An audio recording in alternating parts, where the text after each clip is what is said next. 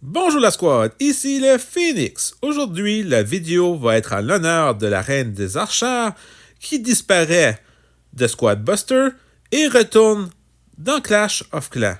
Sur ce, allons à la vidéo. En l'honneur de la reine des archères qui part de Squad Buster pour retourner à Clash of Clans, on va jouer dans le mode coffre à une pièce et monstre gentil. Le mode coffre à une pièce, on prend toujours la meilleure valeur dans les coffres. On n'a pas besoin d'avoir des gobelins ou des poulets, etc. On prend toujours le meilleur parce que tous les coffres sont une pièce. Qu'est-ce qui est très important, c'est d'avoir beaucoup de poco pour les soins et faire quand même des fusions parce que quand on va attaquer en fin de partie, il faut perdre le moins de gemmes possible. Alors là, présentement, j'ai un roi des barbares, un barbare et 2 poco. C'est un bon début.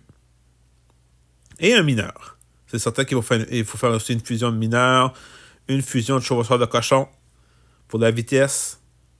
Puis, du moment qu'il y a des pocos, on les prend. On peut avoir une fusion, 2 fusions de pocos, ça ne dérange pas.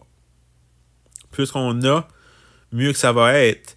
Avec le concept de la reine des archères qui va faire le boost. On va prendre aussi des BA. On va prendre des squads qui vont vraiment nous aider pour montrer la force de la reine des archères qui part de Squad Buster. Et là, présentement, je fais toujours la technique. Normalement, je fais la technique 2, 3 et peut-être même 4 coffres, dépendamment de ce qu'on est sur la map. Mais là, ça a donné que j'étais juste dans un coin où il y a 2 coffres. J'ai dit, je vais faire la rotation, le aller-retour, pour monter la squad. Puis après, on va commencer à attaquer. Là, j'ai eu une fusion de BA. On va prendre un autre poco. On va peut-être essayer de faire une deuxième fusion. J'ai 2 barbares. Il faudrait fusionner lui aussi. 2 dynamiques. Alors, on a beaucoup de fusions à faire. Là, je viens de fusionner mon barbare.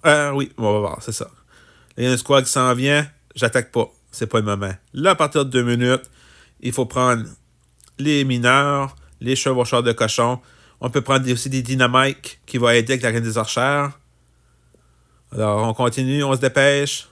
Et là, on fait notre première attaque. L'attaque du Phoenix. On prend notre sort super rage pour l'éliminer le plus tôt possible. Excellent. Là, on se dépêche pour le prochain coffre. Il ne faut pas perdre de temps. On ne prend pas de poulet. Première fusion de la reine des archères dans un chanceux. Il en manque 3 autres. 3 autres fusions. On continue. On prend le prochain coffre. On va chercher des pièces. On bat les petits gardes. BA a été dans l'essaim d'abeille. Ça va aider pour plus tard. On n'a pas besoin d'aller chercher la clé. Toutes les coffres sont une pièce. Normalement, j'ai arrêté. Prochain coffre. On fait une fusion.